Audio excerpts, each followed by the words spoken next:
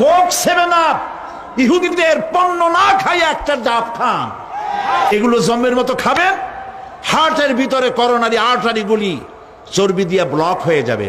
এই বেলা ভাই মদ খেয়ে নাও, কাল নিশীতের ভরসা কই, চাঁদনি জাগিবে যুগ যুগ ধরি, আমরা তো আর রব না সরি, জম্মের খাওয়া খাও। আর আল্লাহ কয় কুলু আত্তাবাত্তাউ, খা জম্মের খাওয়া।